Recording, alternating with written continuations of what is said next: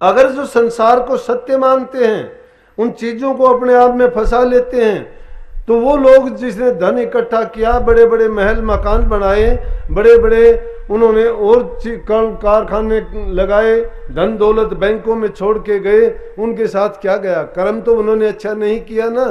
अगर अच्छा कर्म करते तो संसार से सुखाले जाते। जब उनकी पेशी लगती प्रभु के दरबार में, तो उनका लेखा जोखा जब देखा जाता तो उनके पल्ले कुछ धन दौलत होता। ये दुनिया की धन संपत्ति दौलत यहीं छूट जाती है, लेकिन नाम की दौलत ये हमारे साथ जाती है। इसलिए महापुरुषों ने फरमाया कि भाई तुम सत्संग में जाके, सत्संग की बराबरी नहीं है कोई भी। सत्संग में आया था, अगर किसी भाई को इन चीजों के बारे में भ्रम हो, उसमें कह दिया कि जप तप पूजा पाठ ये चीज सत्संग के तुल्य नहीं है, नहीं है वो इसके तुल्य। क्यों नहीं है? वो के संसार में आपको नामवरी के लिए, इज्जत के लिए, बढ़ाई के लिए लौकिक भक्ति है, वो उससे आपको मान इज्जत सम्मान मिल जाएगा, लेकिन आपकी रूह का काम उसमें कोई नहीं होता है। अब रूह का काम क्या है कि रूहानी बातों को ना तो तुम किताबों से समझ सकते हो और ना ही जबान से यूं अगर फरमाते हो उनको जान सकते हो। उसके लिए तो परमात्मा ने 10वीं गढ़ी बनाई है, जो गुप्त खजाना आपके अंदर रखा गया है, जिसमें ऐसी दौलत है जिसका संसार में कोई मुकाबला नहीं।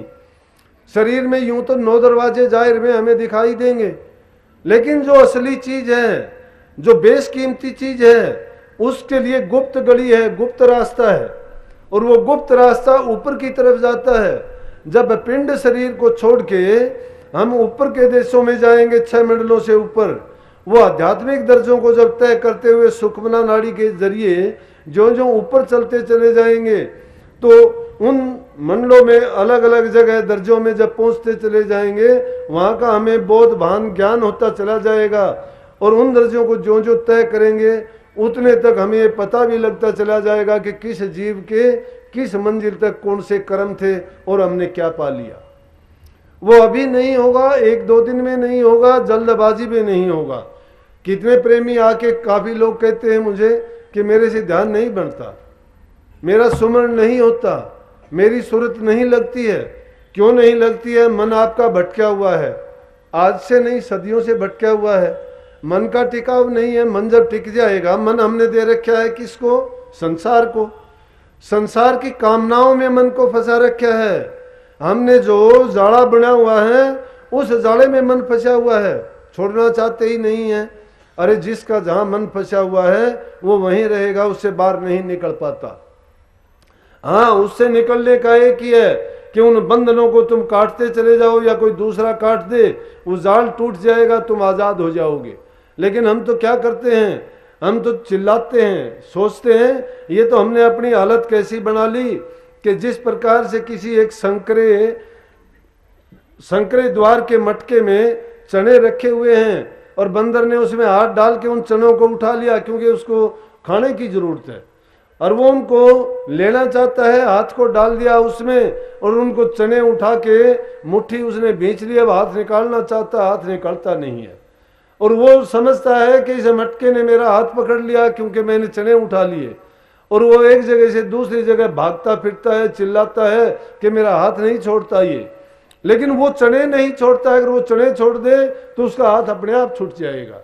इसी प्रकार से ये जीव भी संसार की चीजों को पकड़े हुए अपने हाथ को ऐसे ही फंसा बैठा है, पकड़ा बैठा है उसको, और फिर शिकायत करता है कि मैं छूटता नहीं हूं, मेरे से ये बनता नहीं है। अपनी शिकायत हम खुद करते हैं। अरे इंसान कर क्या नहीं सकता?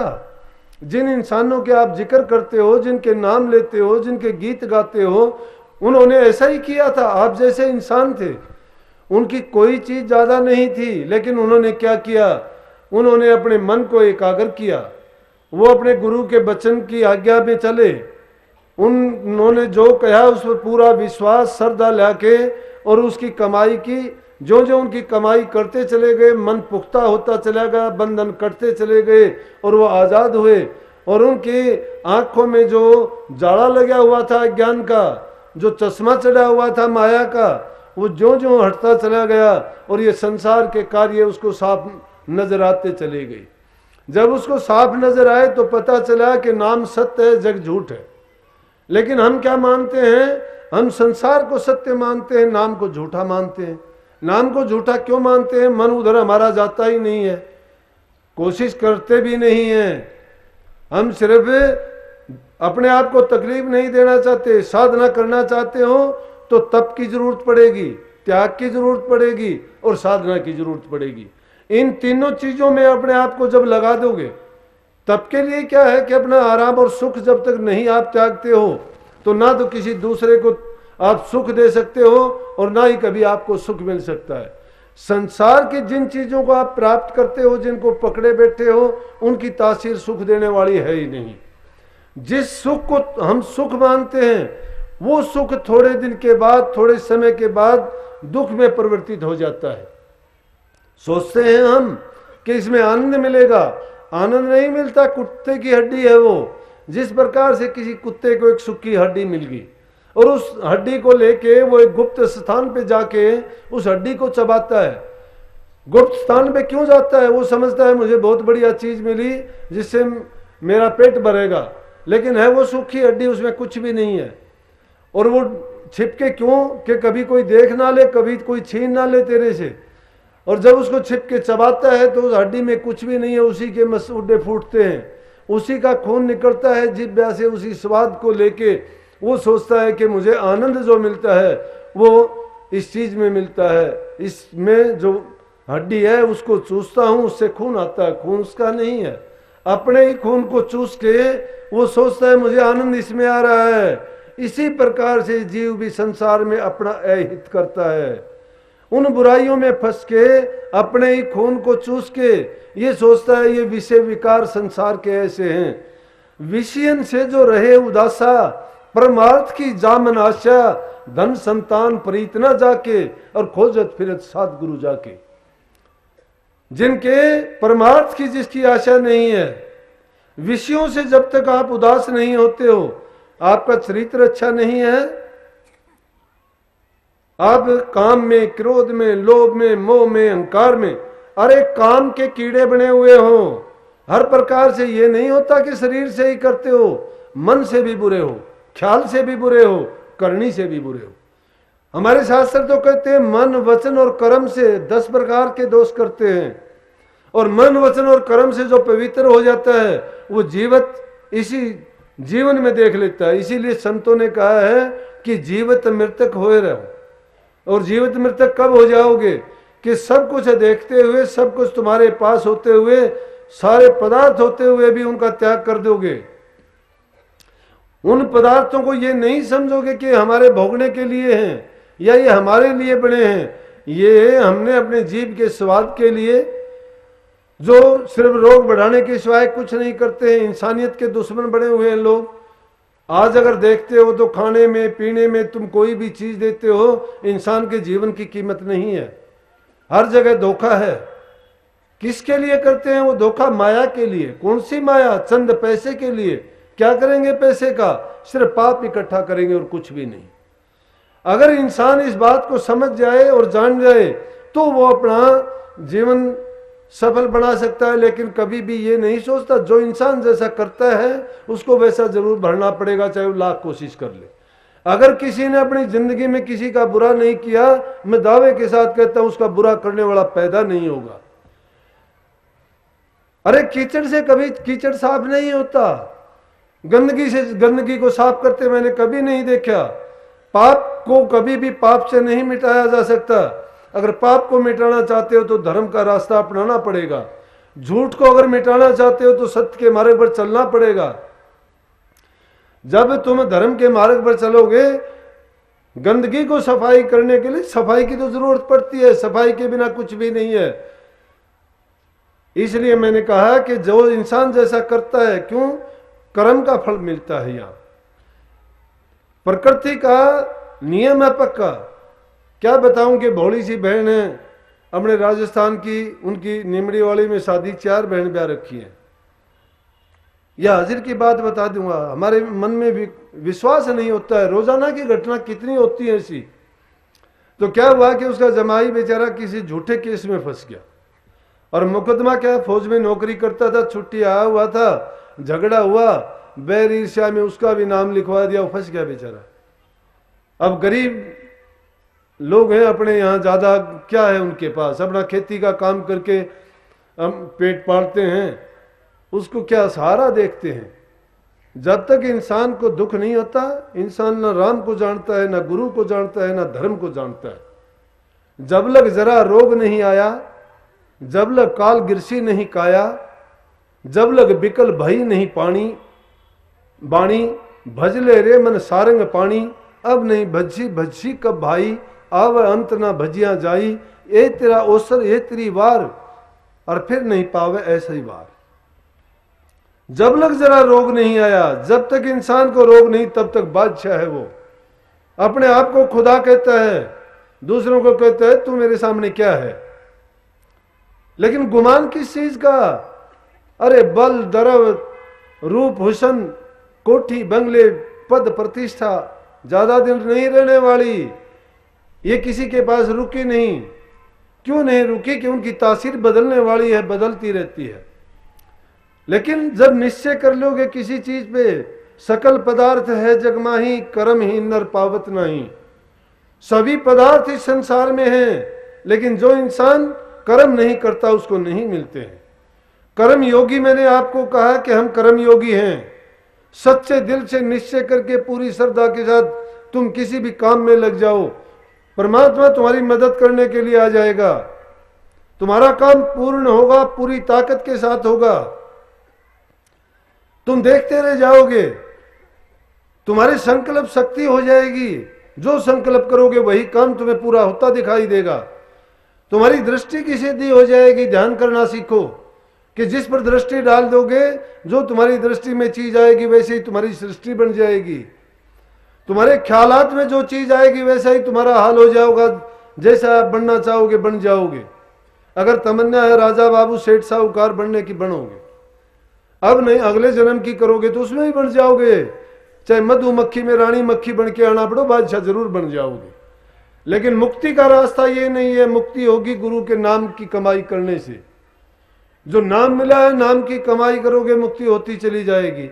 लेकिन मैं भटक ना जाऊं उस बात से, इसलिए उसी बात पर फिर लेके आना चाहता हूं। वो बेचारी भोड़ी ढोड़ी थी, जमाई पकड़ लिया गया।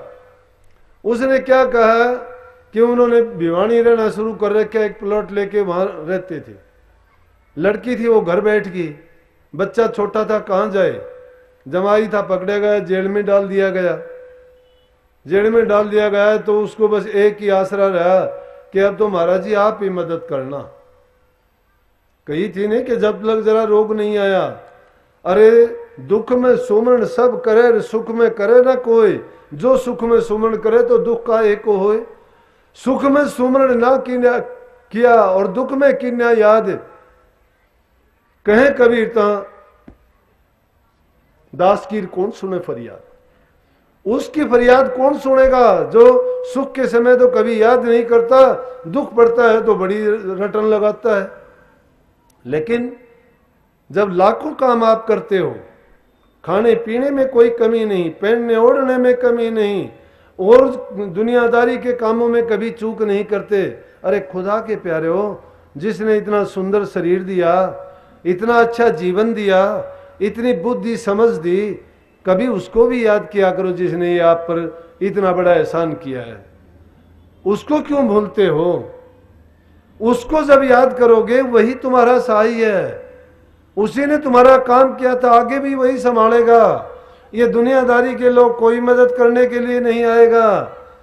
तुम्हारी दुख में, बीमारी में, तकलीफ में मिलके देखना इनसे कि भाई मेरा रोग ले ले। अगर कोई ले ले तो आ जाना, बताना कि मेरा रोग ले लिया। तुम्हारा दुख दर्द हो, कोई अगर कहे कि मैं बंटवा लूंगा, किसी ने बंटवाया हो तो बताओ। लेकिन अगर उसको कम करना चाहते हो, बंटवाना चाहते हो, दुख दर्द तकलीफ हो, तो वो भी उन गुरुओं की दर पे जाओगे, वो तुम्हारा कम कर सकते हैं। उनके पास वो दौलत है, वो मरहम और वो दवाई है कि वो दवाई, वो गुटका, वो फाकी, वो बट्टी, वो देने से आपको रोग मुक्त कर देंगे, तकलीफ मुक्त कर देंगे, सब कर्मों से बरी करके आपको तुम्हारे निज घर भेजने का पैगाम दे देंगे, संदेशा दे देंगे। लेकिन यकीन नहीं आता है इंसान को क्यों नहीं आता इंसान को कि हम काल और माया के बंधनों से जकड़े हुए हैं, अगर इनसे ऊपर उठ जाएं तो हमें साफ दिखाई देगा ये।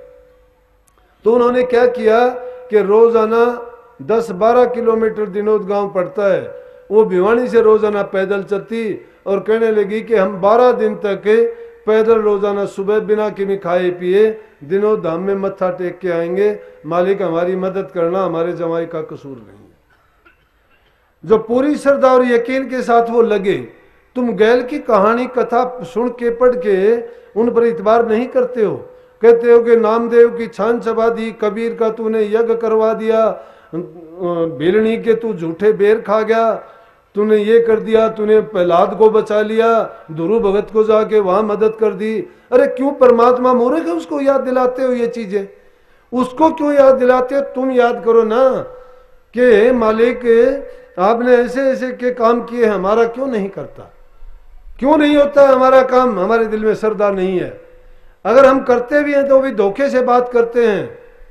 अगर सच्चे दिल से हम प्रभु को याद करते, वो दूर नहीं है हमसे, वो एक एक कण कण में समाया हुआ है। जो तिल माही तेल है, चकमक माही आग, तेरा प्रीतम तुझ में जाग सके तो जाग। जिस प्रकार से तिल में तेल है, लकड़ी में आग है, दूध में घी है, इसी प्रकार से वो समाया हुआ है, सांस सांस में रमा हुआ है। रमे हुए का नाम राम है, हर जगह मौजूद है। वो सारे काम करते हुए कुछ करते हुए नहीं दिखाई देता, कहीं भी ना होते हुए हर जगह है, और हर जगह होते हुए भी कहीं दिखाई नहीं देगा, दृष्टिगोचर नहीं होता। फिर यकीन उसका कैसे आएगा? अगर वो नहीं हो तो हमारे काम कैसे होंगे? लेकिन इंसान को जो कर्म करने की आजादी दी, उस कर्म के आजादी के बस होके ये गलत काम करने शुरू कर दिए। इसने सोचा ये खुद कर्ता बन गया, करता नहीं है इंसान, ये तो एक कठपुतली है। जो खेल हो रहा है वो प्रकृति का खेल है, उस प्रकृति के खेल में ये भूल भुलैया में भूल गया है।